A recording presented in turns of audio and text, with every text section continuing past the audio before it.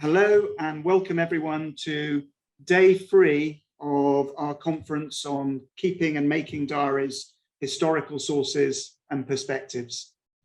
My name's Alan Packwood. I'm lucky enough to be the director of the Churchill Archive Centre. You will also soon be seeing my two co-conveners, Professor Miriam Busaba-Brevard and Dr. Eve Kolpus. As many of you know, this is an additional session which builds upon the 2 days of presentations, debate and discussion that we held here at Churchill College, Cambridge on the 23rd and 24th of March, just a few weeks ago. And this third session is a chance for us to hear from some of the speakers who were not able to join us on that occasion, and also an opportunity for us to reconnect with some of the panelists and delegates who did contribute, and to discuss how we might move this project forward. Before we get into it, just some very quick housekeeping announcements. For those of you who are joining us as speakers and panelists and who've been sent a participant link, please remain muted with your camera off until you're introduced or asked to speak. And you can ask a question by raising a virtual hand, and we'll be looking out for those. For those of you who are joining as attendees via Eventbrite, you'll need to use the Zoom Q&A function to submit your questions in writing. We've got a lot to cover. We're going to start with a panel of 4 papers, and that's going to take us through until about 3 p.m. That will then be followed by a short break before our keynote, which will then be followed by the concluding discussion. And we hope to finish at around about 5 p.m. The speaker biographies and programme are available in the chat. So do have a look at them there. So let's get started. To chair the first session, I'm delighted to introduce my colleague here at Churchill, Dr. Peter Sloman, senior lecturer here in Cambridge in British politics. Peter's also a member of our Archives Committee and a regular visitor to the Archive Centre and researcher in our collections. So Peter, over to you. Okay, thank you very much, Alan, for the introduction, and it's a real pleasure to be part of this third session. As Alan said, we have a great deal to get through in the next hour and a half, so I'm going to introduce our speakers very briefly. And then introduce their papers one by one, and each will have, I think, about 15 minutes to present, and hopefully that will give us the best part of half an hour at the end for questions and discussion. So I think all of our panelists are here now, so I shall introduce them in turn. Victoria Stevens is a library and archive conservator accredited by the Institute of Conservation. She has worked in written heritage conservation for over 25 years, mainly, but by no means only, in Oxford, and now manages her own UK-wide conservation practice and preservation consultancy from her studio in Reading. Claire Mayo is a professional archivist who has worked with a wide variety of collections, including business, local authority and ecclesiastical archives. And her current role focuses on managing access to the National Science and Media Museum's collections and leading on archive and library development. Lee Cooper is a PhD student in the School of English at the University of Kent, working on an AHRC-funded collaborative project on the culture, politics and lived experience of health, zines at the Wellcome Collection, and they have a BSc from the Open University. And finally, Simon Sleight is reader in urban history, historical youth cultures and Australian history at King's College London, where he is also deputy director of the Mingy's Australia Institute. Simon's most recent book publications are History, Memory and Public Life, The Past in the Present, and the forthcoming A Cultural History of Youth in the Modern Age. So I think that already gives us a sense of the variety of perspectives that we will be drawing on here. So first up, Victoria, if you'd like to unmute and share your video. Victoria Stevens will be speaking on the title Chalet Tales, Changing Times Revealed by the Conservation of the Alpine Study Diaries of 3 Oxford Colleges. So Victoria, over to you. Thank you ever so much, Peter. I don't think you can see me. Let me just see if I can change that. It should be fine, but I'm not too sure why you can't see me. Let me see if I can share my screen. You don't necessarily need to see me, you just need to see my screen. No, I don't think we can see you yet, but hopefully I will work on that. Let me just have a little look. Can you see my screen? Yes, the screen sharing is working well. Yeah. Well, that's the main thing. Let's see if we can make. I cannot understand why you can't see me. Shall I get going, and then I'll see if I can fix it for the end of the for the Q&A. Yeah, absolutely. Exactly so, yeah, rather than wasting time now, because I know we've got a lot to get through. So thank you so much for welcoming me here and for allowing me to speak about this wonderful institution that is the Chalet in the High Alps. And thank you for all of your wonderful organisation and patience with all of the pitfalls that have been thrown in your way over this last few weeks. So without further ado, let's get going. So I've subtitled this, The Changing Times Revealed by the Conservation of the Alpine Study Diaries of 3 Oxford Colleges. So in 1891, the first party of students left Balliol to travel to the High Alps, and they were tucked under the bulk of Mont Blanc in this wonderful building called the Chalet d'Anglais. And it's been the summer retreat of students of Balliol, New College and University College since that time, pausing only for times of conflict and crisis such as wars and, as it happens over the last few years, international pandemics. So the chalet is very typical of its type, a sturdy alpine house with a balcony running along the front elevation. The current incarnation is in the lower image that you can see on your screens. And its front elevation has very typical sort of wood cladding to the exterior walls. And the reason why we have 2 images here is because the upper image is of the initial first chalet, which unfortunately burnt down in 1906.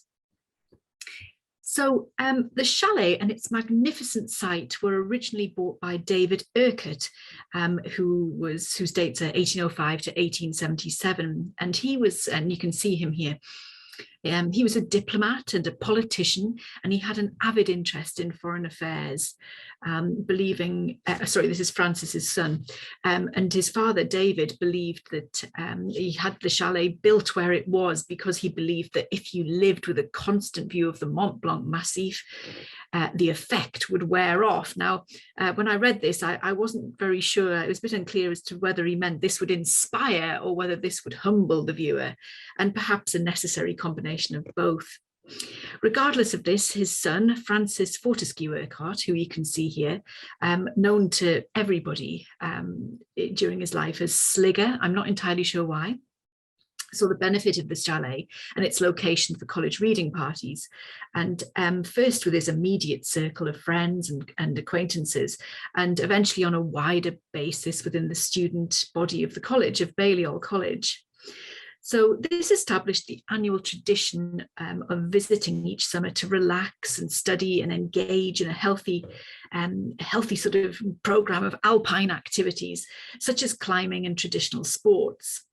And little has changed in that sense when you look at the whole run of the diaries, which come right up to the 21st century. And you know, little's changed with visiting students, known as Chaletites, made predominantly of undergraduate students, and with a constant thread of certain fellows returning year on year. So the chalet was very much the preserve of Balliol students only until 1970, when a new charitable trust was formed to manage the property. And that's when New College and University College shared the facilities there. So we're very fortunate that Urquhart established this tradition of each chalet party, and now, of course, they can be up to 3 a year, with the 3 colleges, each sending at least one party. And each party keeps a diary of their activities, always has done, and continues to do so.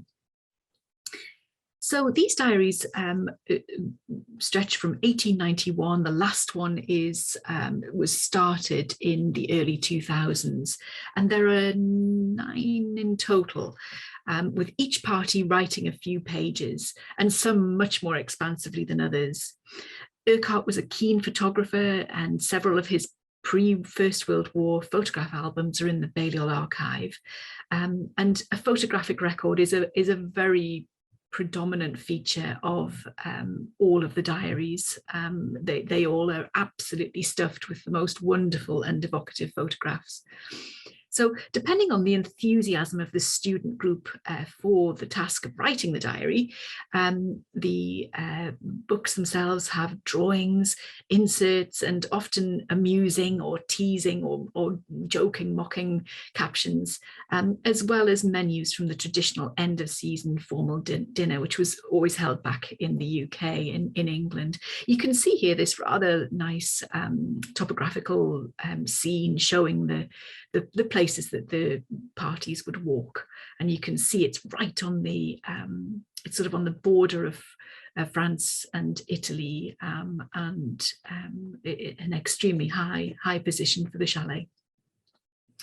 So as much as the purpose of the parties and their activities would be familiar, the 131 years since Sligger packed his hobnailed boots and his woolen stockings before setting out to eastern France have seen radical changes in social demographics and attitudes, alterations of both people and how they present their public face, and in a way that would probably seem absolutely incomprehensible to the first parties, who at the end, came at the end of the very austere Victorian period, and before the sort of levelling and democratising effect of the First World War and the Second World War after that. So the diaries are a really fantastic resource, who's who resource really, as they unfailingly list who was in each study party. And they provide through these lists a fantastic reflection of college society and social makeup in the colleges during this period. The first diary, 1891 to 1908, shows notable visitors Gertrude Bell, a pioneering female student at Lady Margaret Hall, Oxford, one of the first women's colleges, and subsequently an avid traveller and adventurer. And so as a leading institution in early formal female higher education, Lady Margaret Hall was open to admit female students to Oxford, University of Oxford in 1879, and Gertrude Bell entered the college in 1886, a mere 7 years later. So she was definitely in the forefront of the women's college movement. She certainly made her mark on the early years of the chalet, with these remarkable images. You can see there Gertrude Bell Fekete. She actually took this magnificent, rather beautifully sculptural image of a snowy Mont Blanc massive scene during her stay in the chalet in 1900. And in contrast, a member of the same party, just below Gertrude Bell there, is Roger Casement, later and briefly Sir Roger Casement, who was a diplomat, a civil rights campaigner, and an Irish nationalist, who, as one of the leaders of the Easter Rising, was executed in 1916. So other notable visitors over the years, illustrated in the in the diaries are future PM Harold Macmillan, who you can see in the centre on the right there, doing a little bit of hard study.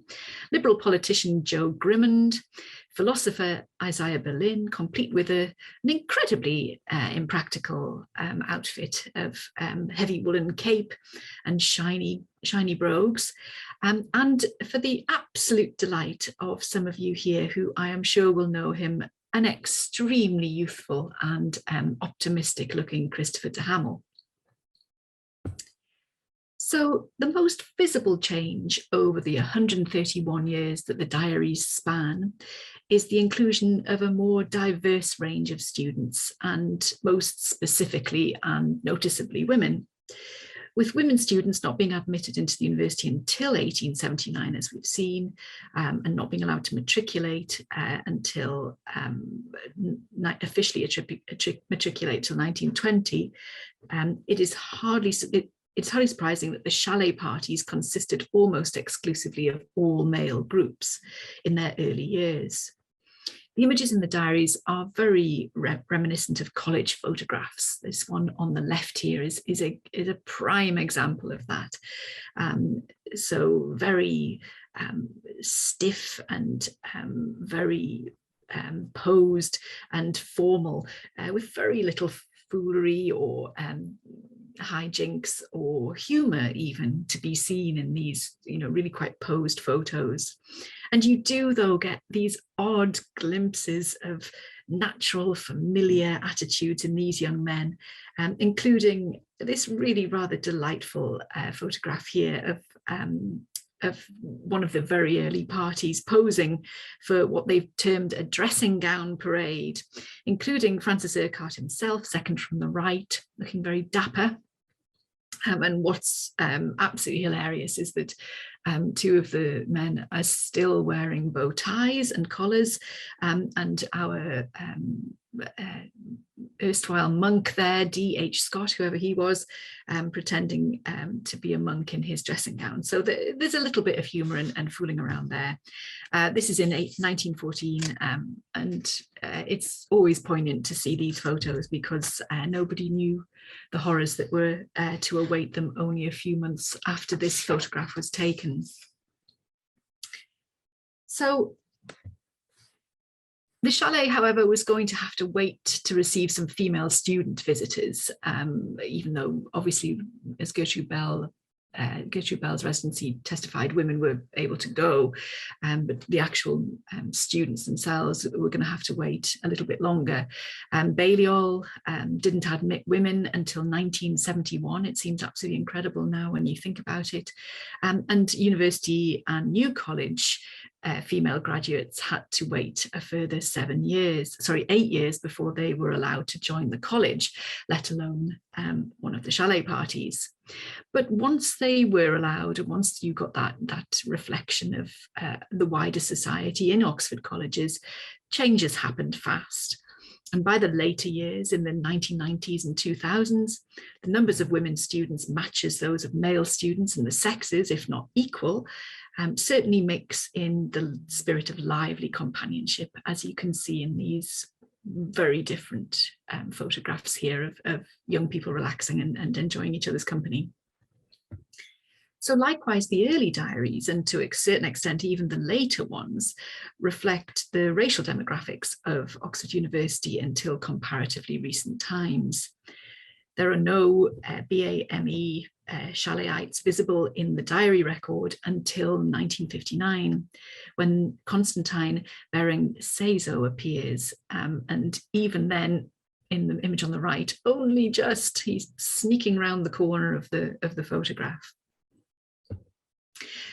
So contrast the 1895 image with that of the Summiteers outfits worn in the party of 1974, and you can see how just physically and how the attitudes have changed in terms of how relaxed people feel, how they comport themselves on camera.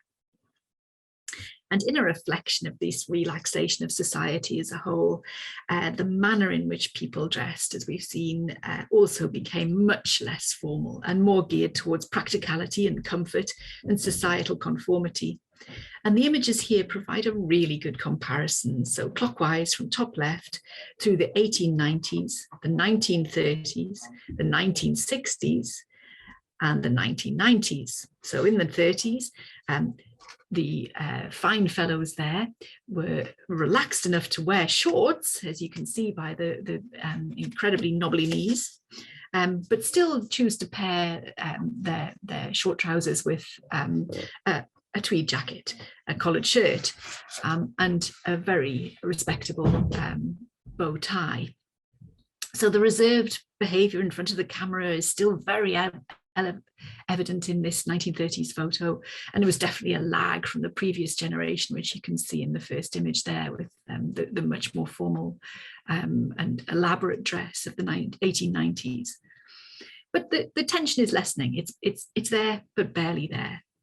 By the 1960s, the group is much less cohesive in its physicality. Gone is the necessity to pose and perform in front of the camera, and they're sitting for their own comfort in shorts and casual shirts, and there's not a bow tie in sight. By the 1990s, the women members of the party are front and centre in clothes that are suitable for walking and comfort, bare legs, peak caps, sunglasses, and contrast this with the image above of the dress and attitude of a walking party 100 years before. Very, very different. The chronological markers don't end there. The T-shirt in this image places the date firmly after 1984, and I really like this image in contrast to the dressing gown parade in 1914, a hugely different cultural reaction to the threat of war and devastation that both generations were facing at this time. So with a relaxation in the strictures of dress came a steady erosion of social reserve. So in the early years of the 19th century, the student parties in the Diaries were very focused on study and gentle recreation, improving themselves with tea and fresh air and healthy exercise. The Diaries show the commitment the parties had to this procedure. The 1908 entry lists walks students took part in, and there's some serious hikes here with several overnight visits, nights away as they circumnavigated Mont Blanc between August the 23rd and 26th. But then it was back to the chalet for some equally serious study, which you can see in this image at the top right.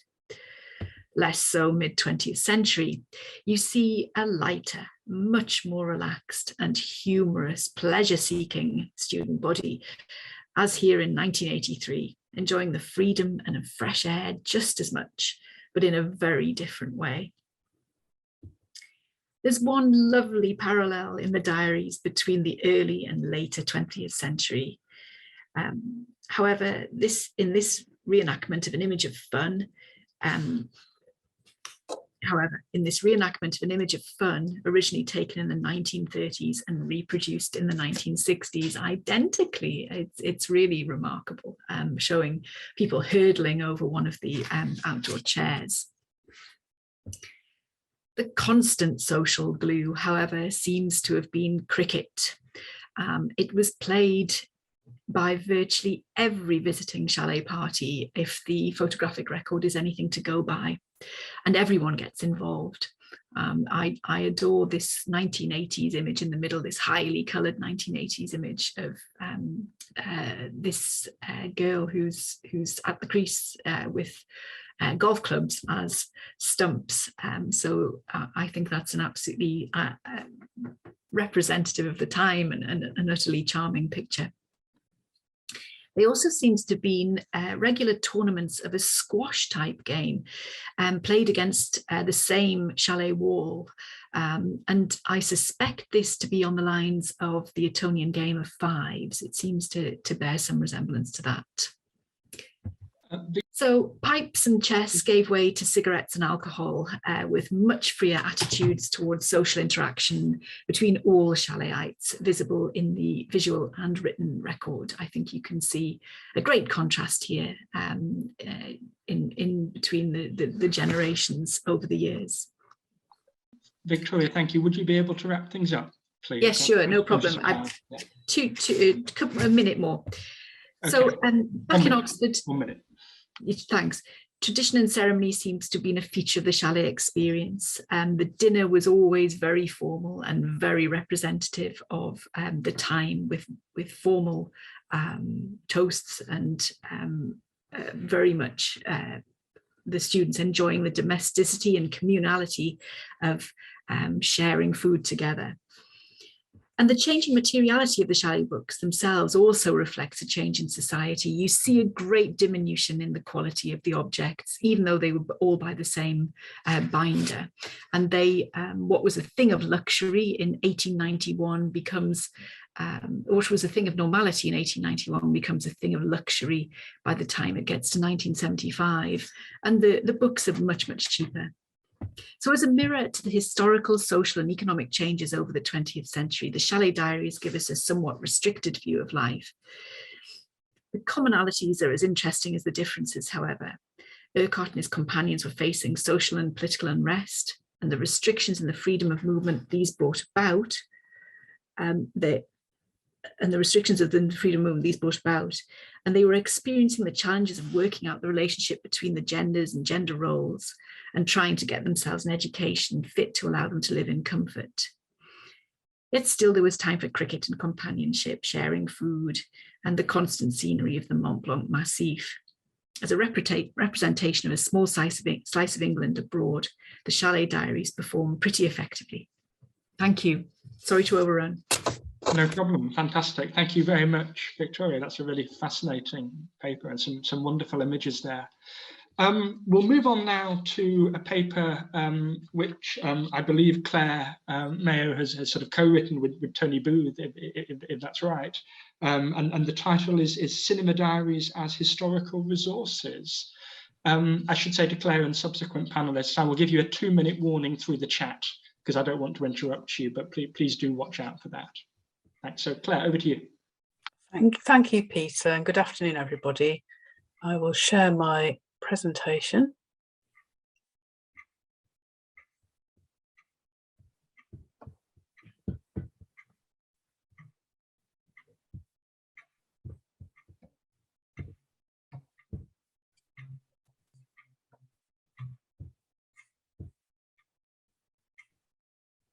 So good afternoon, everybody. I'm delighted to join you and my fellow speakers to present my and Tony Booth's paper about cinema diaries. Cinema diaries were created as a business record. However, this belies the rare insight they provide into the development of cinema, allied with social and economic events of the time.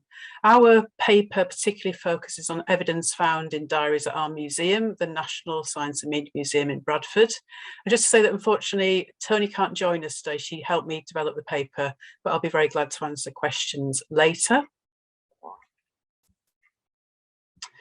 I'd like to begin my presentation by asking you to look really carefully at this particular photograph and take you back to the heady days of cinema in the 1920s.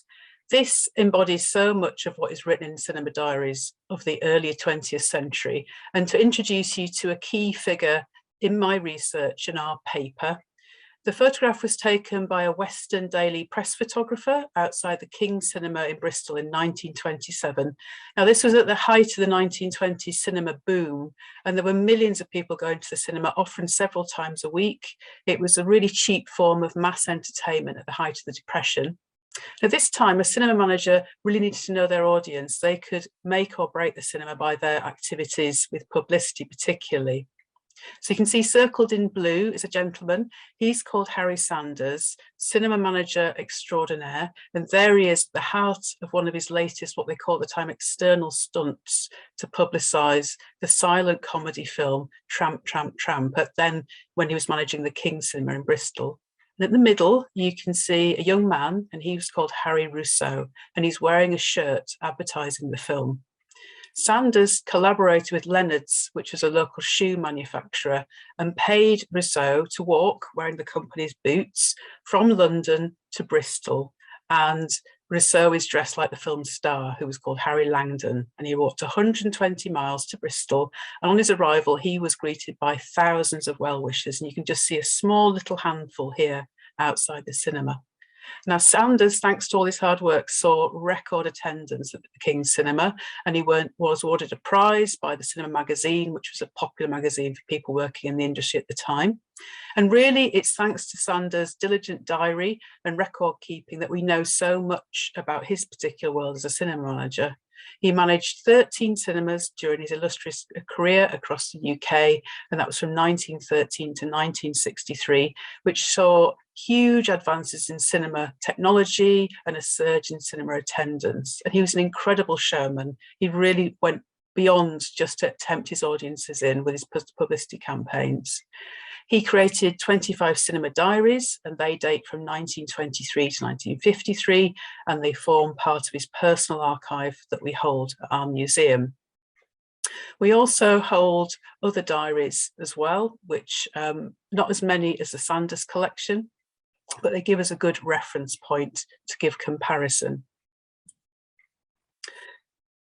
So what the diaries show us is a reach really beyond film and screening details and which films they've booked into a broader engagement with audiences, including non-film events, the new advances in film technologies, local and national events, particularly during the Second World War, and even things like weather conditions are noted down. So from my research, I found there were 5 distinct uses. So firstly and clearly as a cinema bookings diary to book films.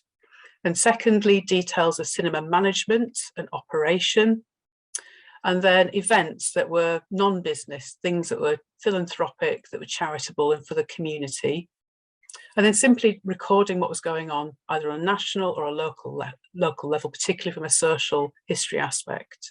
And then lastly, and interestingly for Sanders, is used as a commonplace book with quotes and sayings and anecdotes and things.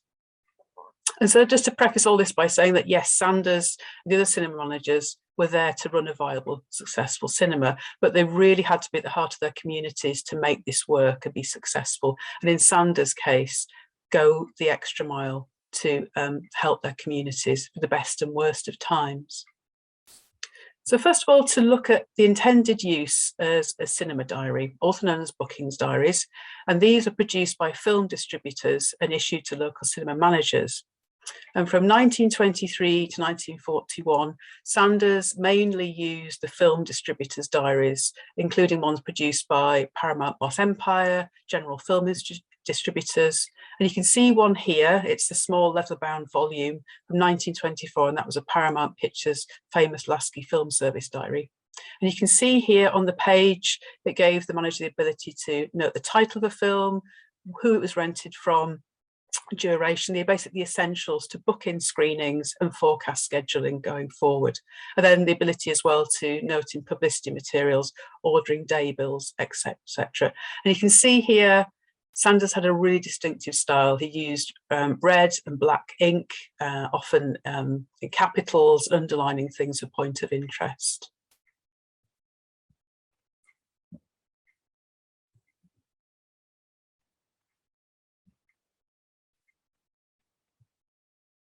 And from 1943 to 1953, you see him moving on to using a standard diary that you could get easily from a stationery shop. And you can see one here from 1943 when he was manager of the State Cinema in Grantham. And from my research, I couldn't ascertain if distributed diaries were no longer produced in the 1940s. That's maybe why he went on to use this different format. But as you can see here, there's a lot of information being noted down. So I do wonder if he just simply outgrew the space that was available and needed a larger diary simply to record things. So now moving on to the second use of the cinema diary. And this is cinema operation. So things that are really practical. So technical requirements, equipment, what the things you need to make the cinema a cinema and screen films, financial management, live entertainment, and film publicity and marketing. To look at these in more detail, From equipment and technical details, we see Sanders noting down care of equipment, practicalities like how far away from the screen do you put the projector, and this lovely example you can see up on the left here, where in 1944 he's done a hand-drawn diagram of how to raise and lower a curtain, plus a little solution written below of how to create something to whiten the cloth screen.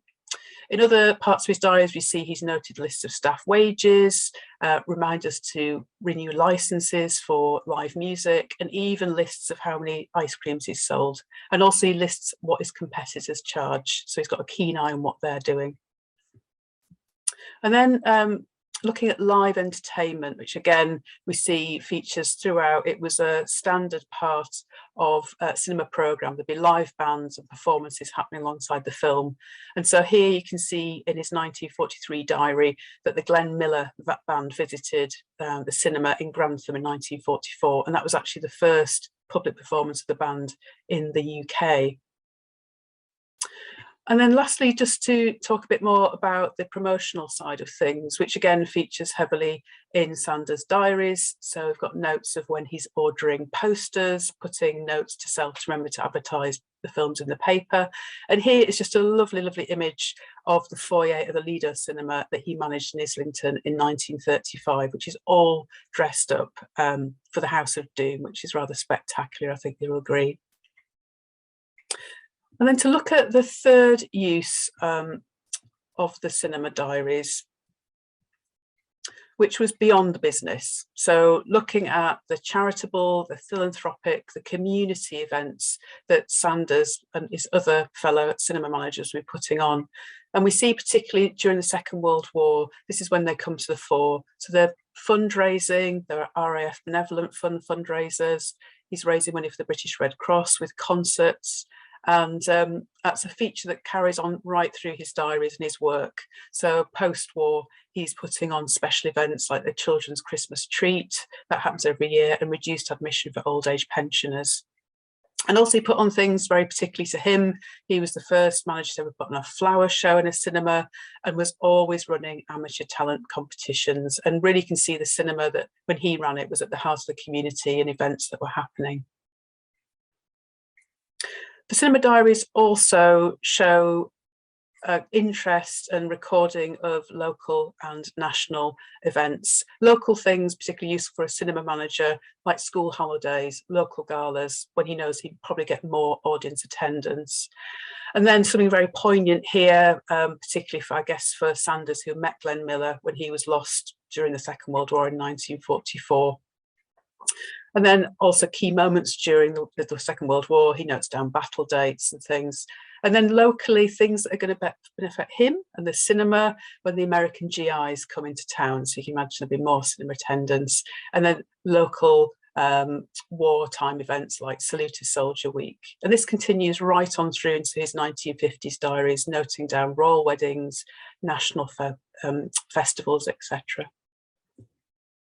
And lastly, and potentially personally to Sanders, is the use of the cinema diary as an aide memoir. And he's noting down in all of his diaries, actually, anecdotes, lyrics. And these are potentially for publicity or just things that he values, that the repetition is something that is trusted to him as a mantra. And you can see here on the left, he's got one that he wrote in every single diary. The only difference between a rut and a grave is in depth. And so they're quite quirky, but certainly reach back to that commonplace book kind of function.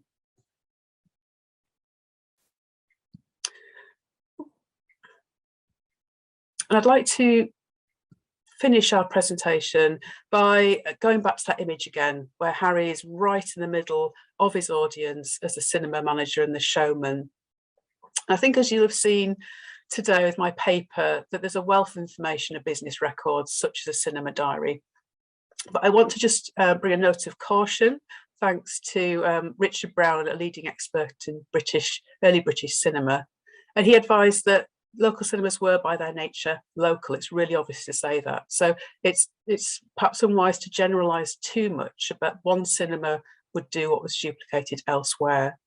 But I feel on a basic level, the cinema diaries offer evidence of the real intricacies of how cinemas were managed and chart the huge changes in the world of cinema in the 20th century.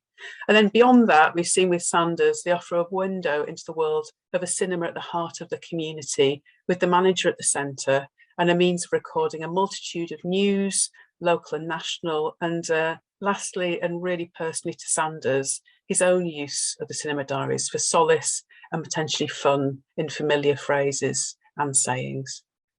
Thank you. Okay, fantastic. Thank you. Thank you very much, Claire. Right, so third, we will jump from cinema to zines, which is fantastic, to Lee's paper on Daily Squares COVID comic diaries on Instagram. So yeah, Lee, over to you. Thank you. I'll just share my screen. Hopefully you can all see that. Okay, so yeah, I'm Lilith or Lee, and I am midway through the second year of my PhD.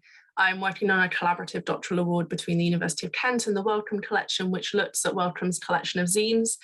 For those who don't know, zines are self-published DIY booklets or pamphlets, and zines and diaries have kind of an intimate relationship with each other, especially perzines, which is a contraction of personal zines, and which refers to a genre of zines which are loosely defined as being autobiographical, sharing personal thoughts and stories and diary extracts.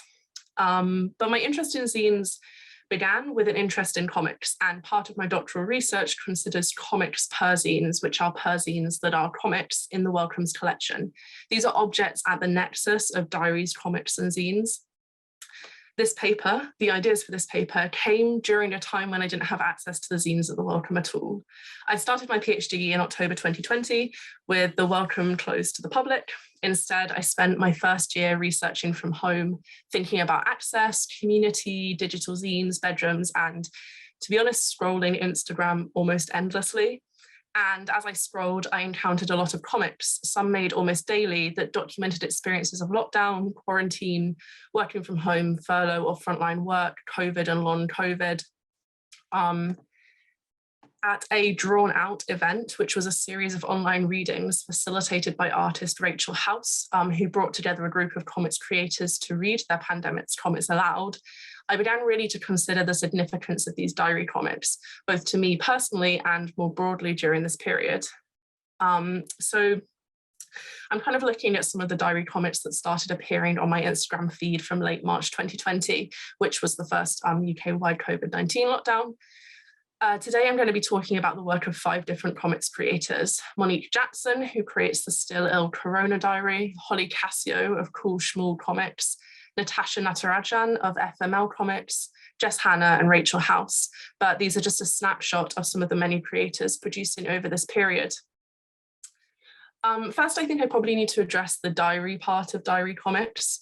Distinct from autobiographical or memoir comics, which are conceived as one coherent narrative after the fact, diary comics are drawn in the moment, one by one, over a period of time, and have been defined by their lack of overarching narrative structure.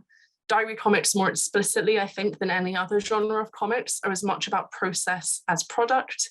The practice of creating diary comics is often taken up or assigned to develop a comics artist practice. Isaac Cates, who wrote a 2011 chapter on the diary comic, describes how the diary strip pushes against the narrative expectations of the autobiographical genre, and discusses the consequences of the diary form that doesn't place individual moments in the service of an overarching narrative. He sees the form and structure of diary comics as their defining feature. The ways they're made one after the other without hindsight gives them kind of a set of unique qualities and abilities, especially to represent life as it is lived, not knowing what will come next.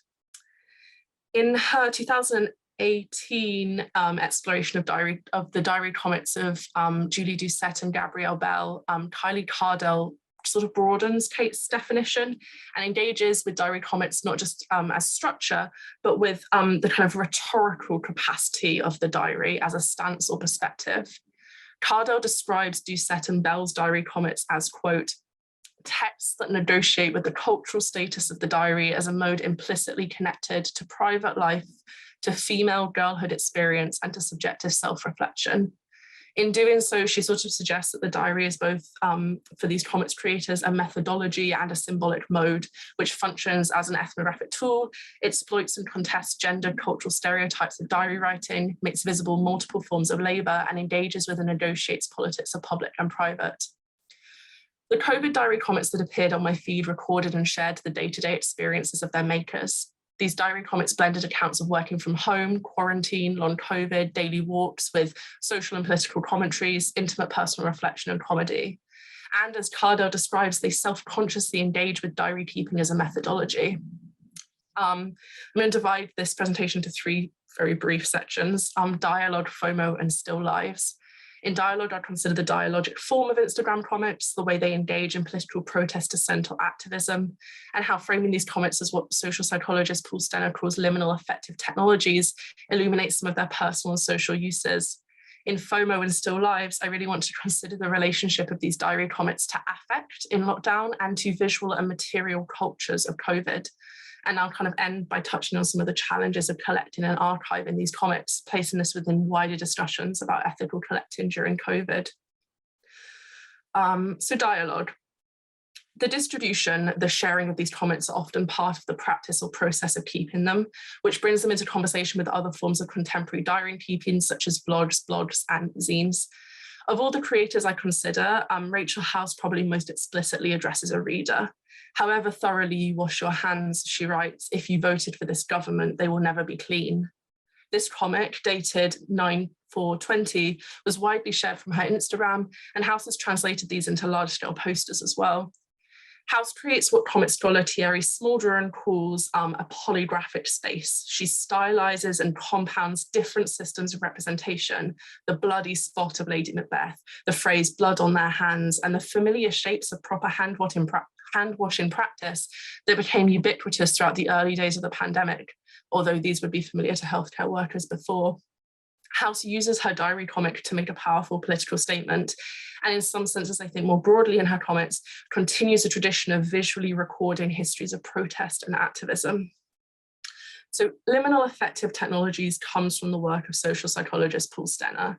These are technologies that essentially allow us to prepare for big, unplanned for liminal experiences, such as an illness, for example, through experience in media, cultural forms like novels, plays, films, zines, or comics, that in a more controlled or devised setting sort of summon the feel of that experience and offer resources to shape it.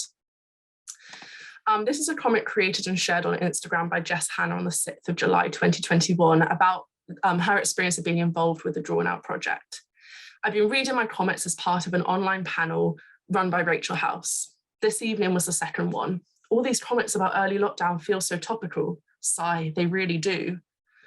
The more we share our work and get to know each other, the more details plus correspondences I spot between our comics. Our work is combining and blending to become more than the sum of its parts, like a mechagodzilla made of comics, happy stomping noises.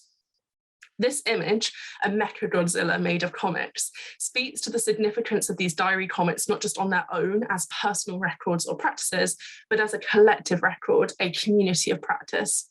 When they're brought together on my Instagram feed, through the Drawn Out series of events, in this paper, I feel like we can start to think about what resources these comic diaries offer, as well as the unique insights they can kind of give to our understanding and potentially future records of the pandemic.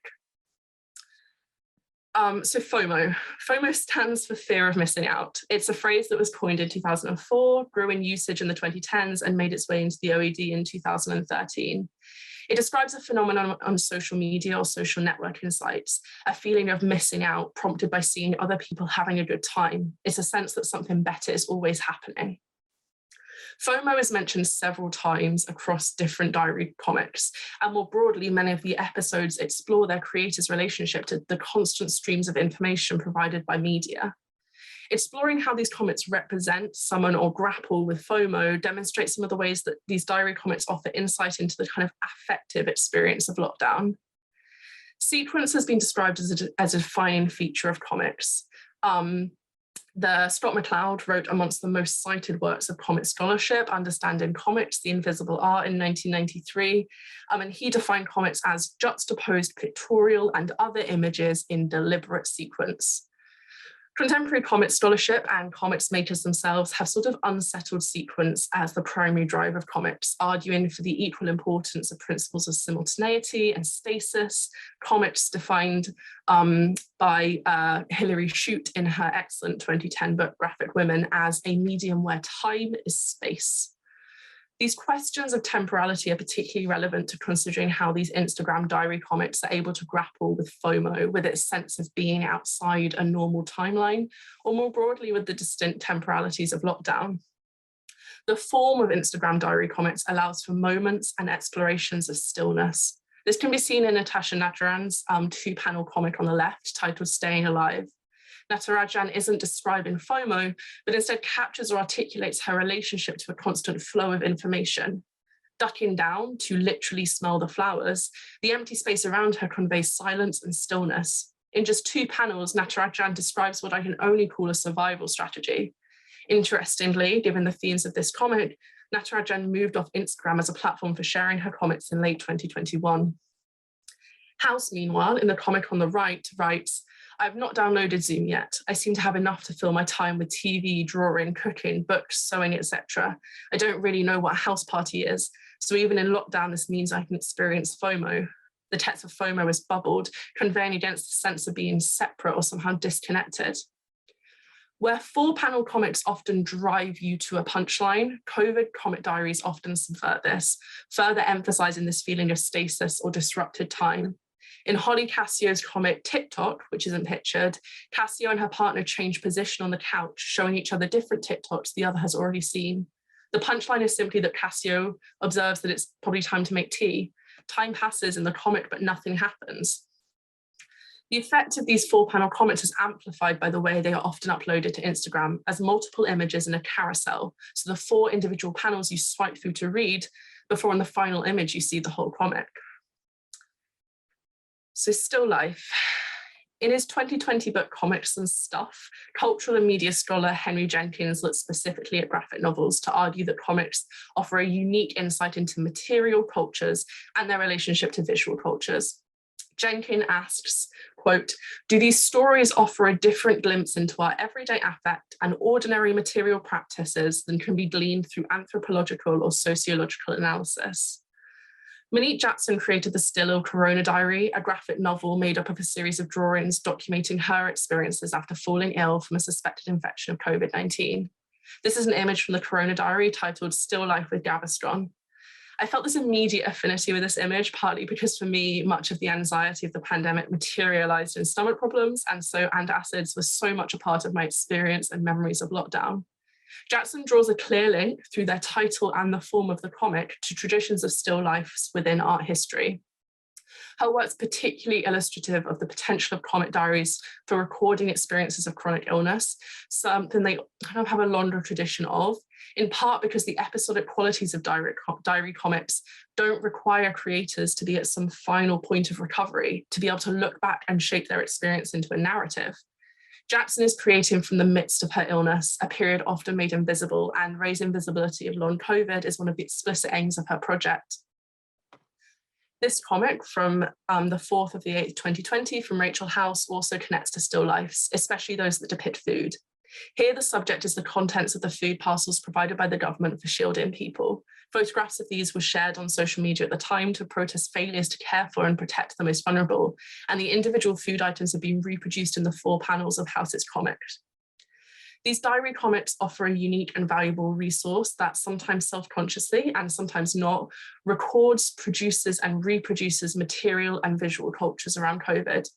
From the Zoom screen to face masks to lateral flow tests, tinned hot dogs, hand washing routines, antacids, they assemble, collect, and in some ways archive these objects as effectively, I think, as the collection of the physical objects themselves. This phenomena, this relationship between comics and stuff that Jenkins identified and explored, is amplified in these COVID diary comics where staying at home, lockdown, quarantine, or illness shifted focus.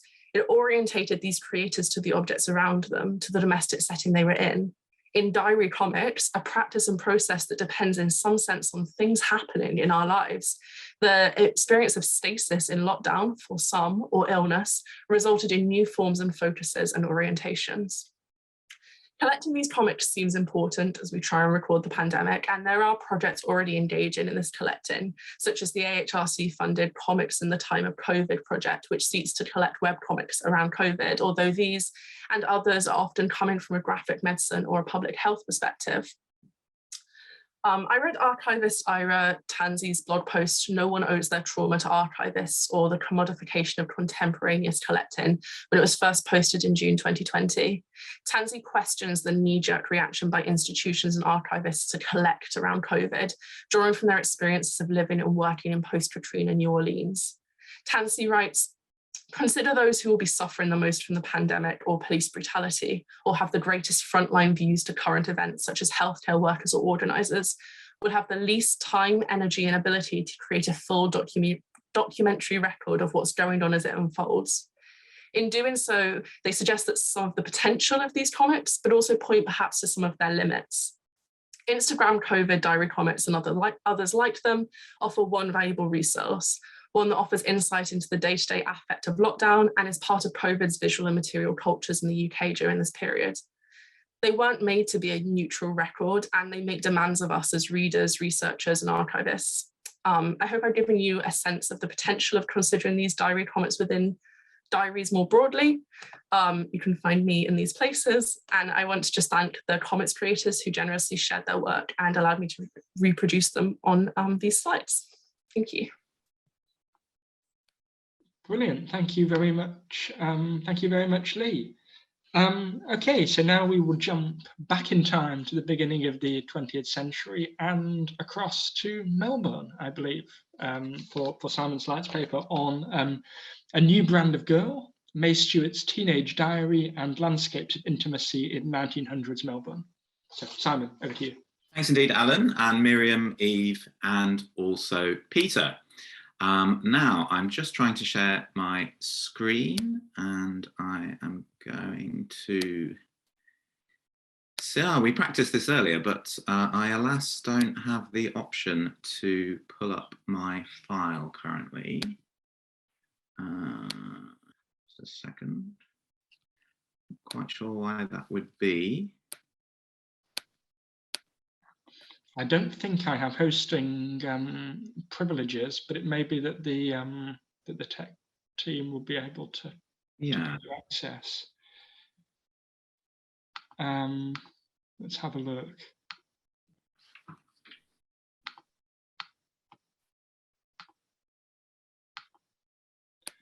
No, are the audiovisual team there? Would yes, I'm here. Would you? Does Simon have screen sharing? Right? Yes, he should. Oh, yeah, there we go. Brilliant. This looks like we might be. What can you see now? Yeah, I can see that now, Simon. I hope that will work. Okay. Can you see my title slide? Yes. Oh, lovely. Sorry about the delay, everyone. No problem. So that should now be working okay? Lovely. Okay, so as long as you can see that, could you just say again if you can? Yeah, we can see it. Lovely. Yeah. Thanks so much. Sorry for the delay. So in December last year, prospective buyers surveyed the attributes of 43 McKean Street in Melbourne, the latest house to feature within the city's overheated property market. Is this Fitzroy North's best kept secret?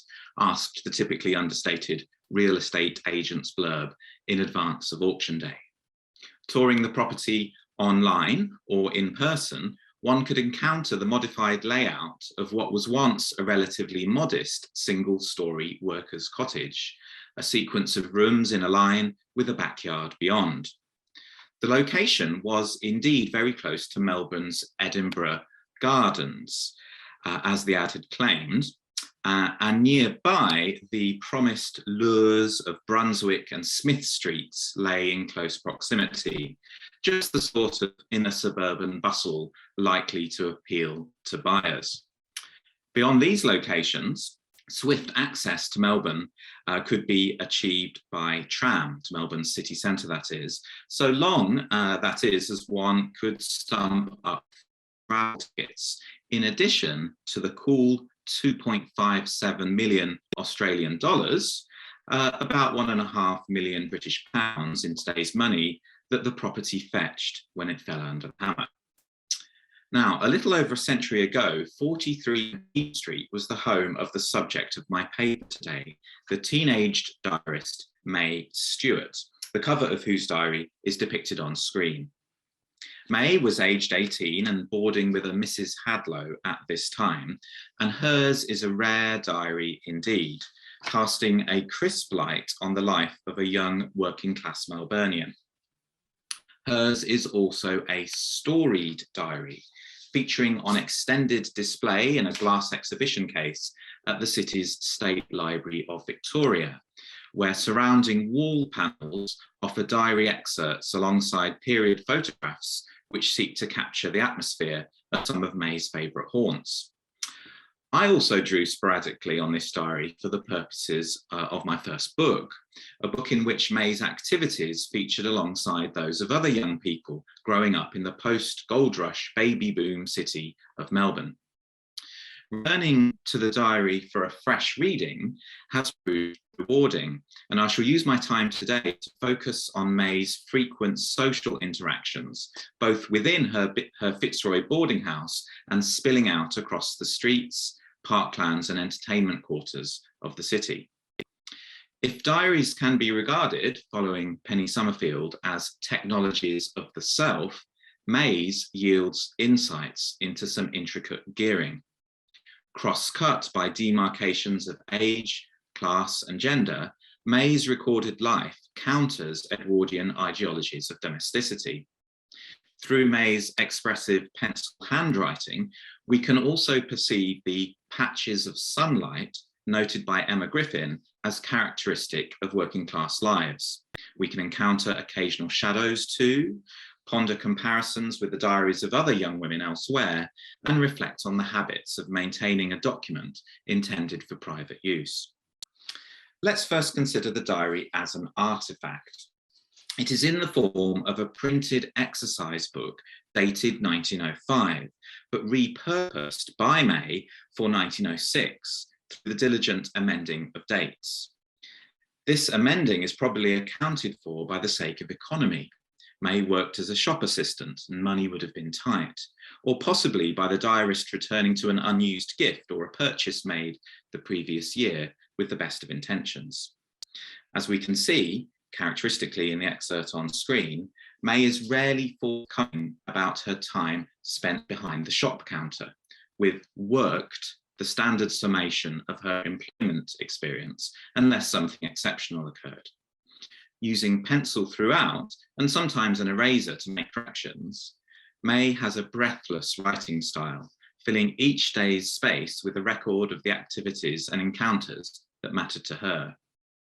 Those activities dominate. Only rarely are thoughts and feelings noted, for reasons that we might like to ponder later.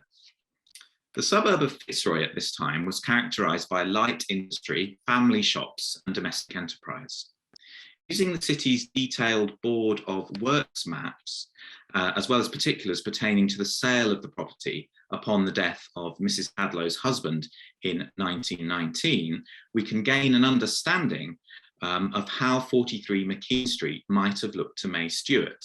Note the outside toilet block, for instance, and how this compares with today. There's the sale advert on the left-hand side there. By 1919, the house is noted as containing 5 rooms, as well as a rear stable and various bricked or asphalted courtyard areas. It is likely that these were the locations in which May's home life was encapsulated, and in which she composed her daily diary as a matter of routine. And so we find May, as a case in point, spending the day at home one Sunday in Lent, drying her hair in the outdoor autumn air, fixing her stockings and dress, attending to cleaning and her ablutions, reading and talking with the Hadlow family after dinner. As you get your eyes in, so to speak, with May's handwriting in the coming slides, I shall start to taper off with the typed up versions beneath the screenshots, aiming to better convey the immediacy of May's fluid and mostly clearly legible writing style. Across the year of 1906, May notes games of Ludo and of marbles with Mrs. Hadlow's children, the hours occupied by reading, and continued attempts to make and mend items of clothing. Here, on a Monday in April, we can perceive the contours of extra-familial sociability, with May assuming the role of an elder sister or perhaps a favoured aunt. Much of this is tender, indeed heartwarming, giving us an insightful view on matters domestic, but it is hardly groundbreaking in terms of significance. May's outdoor life is something of a different matter, however. On foot, and supplemented by her extensive use of Melbourne's tram and train networks, our diarist explored the city for the purposes of meeting friends, enjoying commercial entertainments, shopping, and courting. This particular Sunday featured a packed afternoon and evening, for instance, with May's friend Tilly appearing characteristically, but so too the activity of mashing or flirting, resulting on this occasion in a free tram ride and an appointment made for later in the week. I shall return in a moment to the significance of May's diary for understanding young women's active role in exploring their desires, but for now I wish to convey that May's life is very much a story of young women in and around the city. Indeed, either alone or for the purposes of seeing friends, May Stewart ventured out on some 181 occasions during 1906. Shopping activities in nearby Smith Street or Brunny, Brunswick Street, were common, so too visits to local parks like the Edinburgh or Fitzroy Gardens. Several trips to the theatre are also noted, and in addition, the diary chronicles irregular trips to church, nights spent dancing, reading in Cole's Book Arcade, as we see on the screen here, attendance of a picnic, visits to the exhibition buildings, and numerous meetings in various locations with her circle of friends. The bulk of these activities take place down Melbourne's northern suburbs, close to home and within walking distance. But there are also, as reflected in this map, several recorded outings to Paran, St Kilda, Caulfield, Ascot Vale, and Ormond, which necessitated the use of public transport, often unaccompanied. Lacking privacy in her home for chatting with friends and entertaining boys, May Stewart pursued virtually all her social and romantic engagements in public. At the beginning of the year, she smooges, that is to say kisses, M and then Charlie in the Edinburgh Gardens. By late October that year, her affections have turned to Tom, and the Fitzroy Gardens provide the setting for further intimacy. On 17 occasions in the diary, May also recounts flirting with, or as I said before in the phrase of the day, mashing boys around the city. 6 of the exchanges either begin or take place in their entirety on board trams and trains, transient settings subject to their own spatial conventions. At other times, the flirtatious encounters take place in beachside St Kilda, at the seaside in Sandringham, during shopping expeditions into the city centre, and with a cab driver who drops May off near her home. Each of these locations is removed from her immediate surroundings in North Fitzroy, and a sense of anonymity perhaps encourages May to be bolder in her behaviour. Nonetheless, the nearby Edinburgh Gardens remained a favourite resort for dalliances, with a typical example of a diary recording, a diary entry recording such activity now shown on screen. Indeed, it was noted that on any given night in 1909, one could encounter about 50 young women aged between 14 and 20 in this very location. Very orderly, in the opinion of an observing policeman, but often accompanied by, quote, young men and boys. An unwritten set of rules seem to govern such encounters, at least from the diarist's perspective. Hence, 2 boys are discarded in the street for being dead slow, on or near Smith Street, as seen here, and a hasty extraction or extrication is made from a conversation with a young man who May describes as, quote, red hot, too forward perhaps. Only once does a dalliance turn sour, May terming a boy she meets on Prince's Bridge near the central train station a, quote, nasty brute. Near here, a few years later, one of Melbourne's newspapers reported young women being lured to park benches by moonlight, only to find their handbags stolen. But May records no such criminality, notwithstanding the unpleasant encounter noted just before. For the rest of the time, the diarist enjoys courting attention, trading coded stares and swapping banter in circumstances that she clearly regards as not altogether serious. The diary ends on the 31st of December with May heading out at 11:45 p.m, the world at her feet once again, and wishing 3 boys a happy new year, in her own words. With one more appointment still unfulfilled after another encounter aboard a tram, the reader is left with the impression that 1907 will herald little slackening in the pace of the diarist's social schedule. May Stewart's 1906 diary also underscores the importance of what we might call threshold locations, very near but not quite inside the home, in the pursuit of her friendships and romantic liaisons. On Friday, 23rd of February, for instance, with the relevant entry shown at the top of the slide here, May enjoys Charlie's company in the nearby gardens before yarning at the gate with him till midnight, necessitating re-entry to her McKean Street home through a window. A couple of days later, May is again escorted home by Charlie after a, quote, very nice afternoon at South Melbourne Beach, talking at the gate till 11:45 p.m. on this occasion. One wonders if she would have ventured inside with Charlie if she could, or whether the then public-private boundary of the gate provided a convenient barrier to discourage further intimacy. The hot and stuffy nature of a suburban home in the heat of a February summer might also have been a factor, aside from any concerns for respectability or rules set down by May's landlady, Mrs. Hadlow. On yet another occasion, as seen here, May chats at the gate till 4 a.m, underscoring the significance of this location, and less commonly the nearby veranda in May's social landscape. That veranda hosts another young man, Will, till 3 a.m. one weeknight evening in late March, once more emphasising the seasonal nature of the location, March being early autumn in Melbourne, and at the same time marking out such discussions as not only confined to Fridays or to weekends. Now, the pace of this short paper has approximated the pace of May Stewart's writing style. What does it all add up to? Well, with a week's events contained on each page of her account, the diary affords little room for elaboration and poses many tantalising questions. Where, one wonders, are May's family? How long has she been living with Mrs. Hadlow?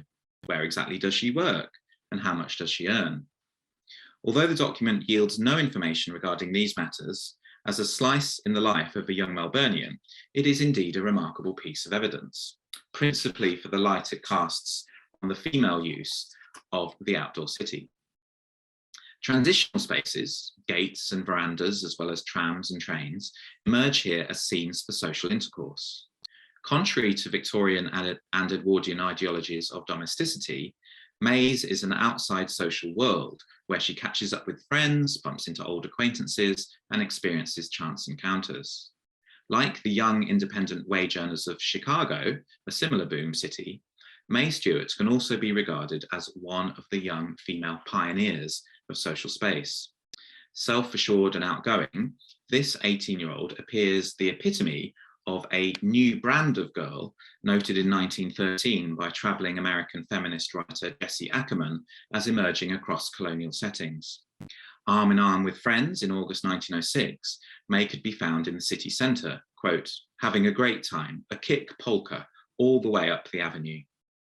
Her sense of freedom is encapsulated here, and the diary can usefully be contrasted with that of other young women like Elizabeth Lee in Merseyside, as previously assessed by another speaker at this conference, Colin Pooley. By the time she wrote her diary in 1906, May's own city had much to offer. Her freedoms had been hard won by previous generations and were contingent upon her age, disposable income, though activities on foot were free, and to some extent on her status as a boarder. For her, the outdoor city was a resource, a place of adventure and fun, with the public privileges long associated with male adolescence slowly being claimed by members of the opposite sex. Her diary challenges convention, challenges stereotypes, and reminds us of the importance of close reading, considering context and looking for consensual experiences as well as those of conflict or hardship, even and perhaps especially in the lives of the young working class. We can thank the bookshop owner who passed the diary to the State Library upon receiving it, and wonder just how many other exercise book diaries might survive in boxes of family records, perhaps not considered worthy of attention or of value to the historian. May Stewart's diary, as I hope I have begun to outline, is every day, yet anything but trivial. Thanks indeed for your attention, and I look forward to our later discussion. Wonderful, thank you very much indeed, Simon. And thank you to all the panelists for wonderfully rich and kind of vivid papers. Without further ado, let's go to the Q&A. We've got about 15 minutes or so, and as Alan said at the start, we are happy to take questions either from those who are able to raise their hands, in which case please do so, or through the chat or the Q&A function, which we will be monitoring. I can't see any questions in the Q&A yet, but I can see hands from both Miriam and Amanda and Cherish. Why don't we take those as a group, Miriam, Amanda, and Cherish, and then we'll take things from there. So over to you. Amanda has two hands up. Is that because Alan is lurking behind one of those? Yeah, I think I'm lurking behind one of those with a question. Okay, you can also ask a question, Alan. So those four questions first, please. Okay, shall I start? I can't put on my video. I suppose it's normal. Okay, so my first question is to Claire about her final remark about the local element that she mentioned.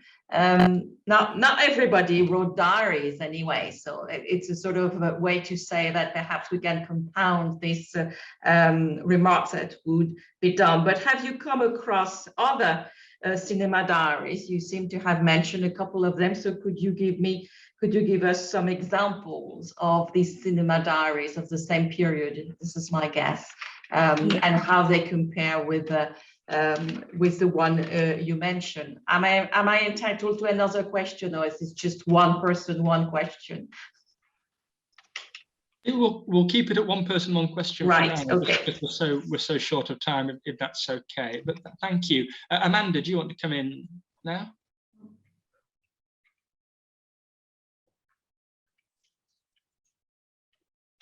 You might need to unmute yourself. Yeah.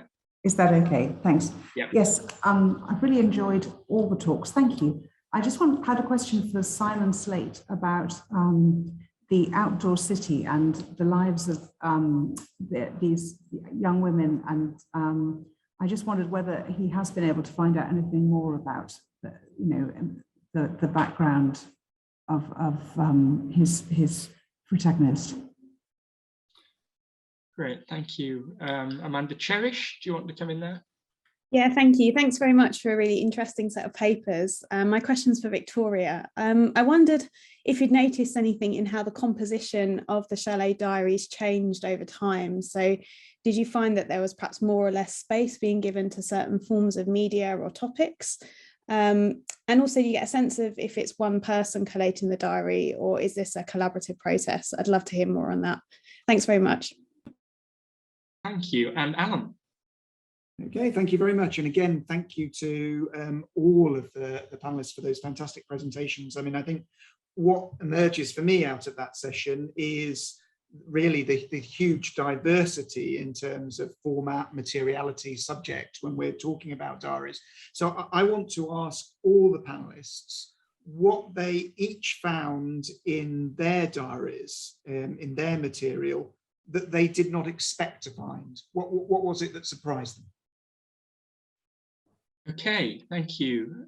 Who wants to kick us off, either in response to Alan's general question or the specific questions? I'm happy to start if you want, Peter. Yeah, please do.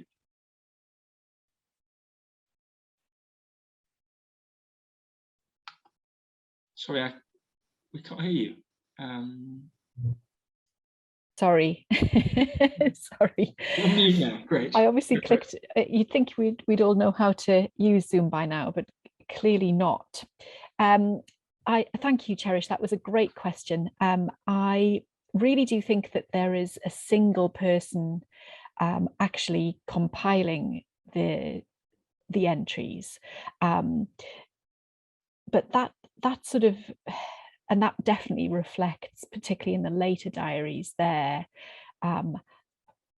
take, their attitude, they're the ringmaster, most definitely. But in the earlier ones, it really is a reportage. The earlier diaries are very much concentrating on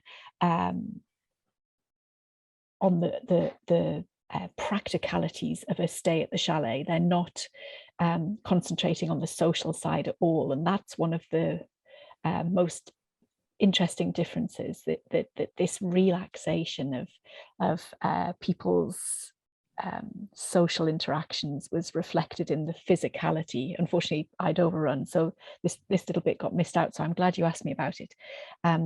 So the physicality of the diaries, in terms of their the way that they're constructed as well, shows a much more sort of ad hoc, slightly lackadaisical approach.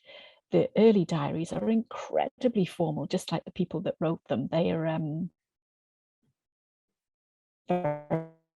who did what, when it was done, and how long it took.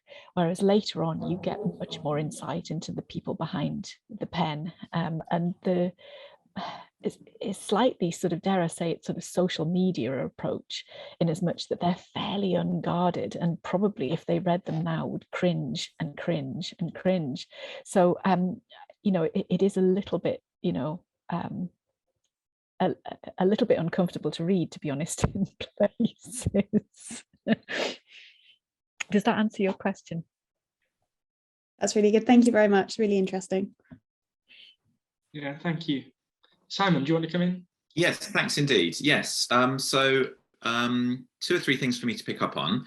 Firstly, about the background of May Stewart. Frustratingly, there are lots of gaps in that story. We know, partly through genealogical work done by the State Library of Victoria, that she moved from regional Victoria to the city of Melbourne. She possibly had a father who died young, although that's unclear. She has a family member who's reported as getting married in the local newspaper. And she may well have got married herself. One of the archivists there has been able to trace that too, but there are lots and lots of gaps in the story. And I suppose this introduces an interesting kind of methodological question about sort of text or context, and how much we should try and evaluate the source on its own terms without looking into those extra parts of information, and how much we should seek to branch out from the source itself. I sort of leave that as a hanging question.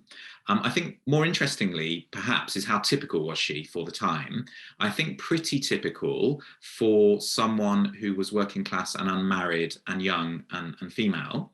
And to that end, there's comparisons with the types of young women that Sarah Chin has written about for the United States, I think, and hence my kind of use of the Jessie Ackerman to address how she might be representative of women in colonial or indeed Anglo world settings.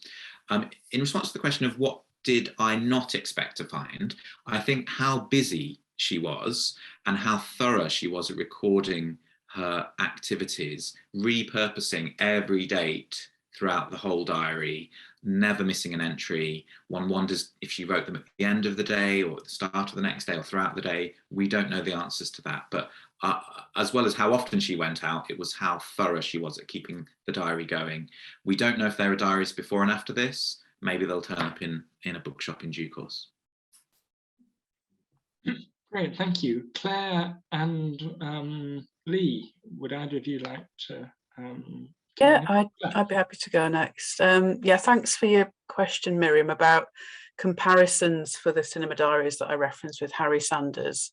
For the research that I did, there's literally one or two that I found just online searching in record offices in the UK, but due to COVID restrictions, I couldn't travel and look at these things. But we have two other collections at the museum for cinema management. So there's the Regal Cinema in Edmonton, which is a 1930s collection of scrapbooks and one cinema diaries, a manager called Mr. Hurry, and he's using the pro forma ones that's film distributors, and so it's very basic. There's nothing extra to kind of support my suppositions. But we also have the collection of a gentleman called Harry Hibbert, who started as a magic lantern businessman and then went on to open cinemas in Bingley in West Yorkshire.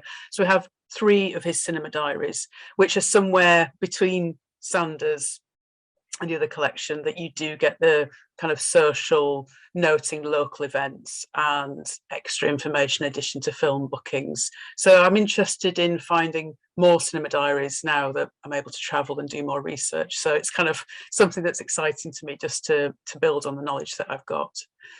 And then the question about what I found really surprising was just what Harry Sanders noted down that was important to operate his cinema.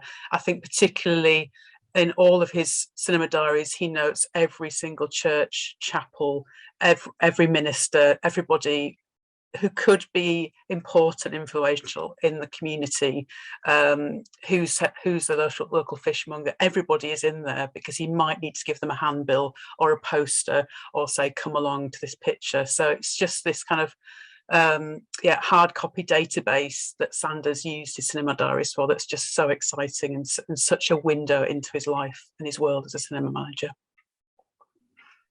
Great, thank you. And I mean, thank you.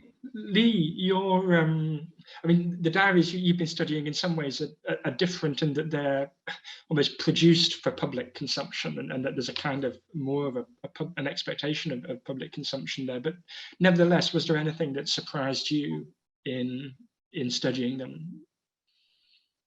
Yeah, I was thinking it's an interesting question. So I went to Natasha Natarajan, who produced FML Comics, had an exhibition at the Cartoon Museum last year during the kind of brief summer reprieve, and there were originals of most of her diary comics on display, which included all of the kind of work that she did in the margins, planning things out, doing little paint marks, kind of testing watercolors. And I think looking at these diaries, I think what surprised me was the effective difference between those two, between the digital version as first encountered on Instagram and the physical version that she worked on, which I think was quite an interesting, like those kind of margins felt quite like intimate in a way that the digital versions hadn't. Great, thank you. That's really interesting. Okay, so I don't see any other questions in the Q&A box. Miriam, do you want to ask your remaining question, or shall we hold it back for later? So it's a short question for Lilith. Now, have you come across comic creators who were not from the UK, because lots of things were going on at the time of COVID in many different countries? So have you come across other types of other comic creators, and have you got anything to say about these, if you've come across them? Yeah, so there's obviously like a global comics community. There's a book called COVID Chronicles, which collects more international diary comics from the period. I think my focus was initially on UK creators, just because that was my initial encounter with it through my Instagram feed. But yeah, there are a lot of Anglophone creators and then also creators working in other languages globally. So yeah, the COVID Comets project, the AHRC one I mentioned, is a good place to start looking, as well as the COVID Chronicles book. Yeah. Thank you. Great, thanks. So we are running to time, which is good. I think we have a 15-minute break now before we reconvene for the keynote. Is that right, Alan? That's absolutely right. And thank you to all of the panelists for the first session. And thank you, Peter, for chairing so expertly. And we will reconvene in 15 minutes time. So time to go and get a cup of tea. Okay. Thank you. Thank you.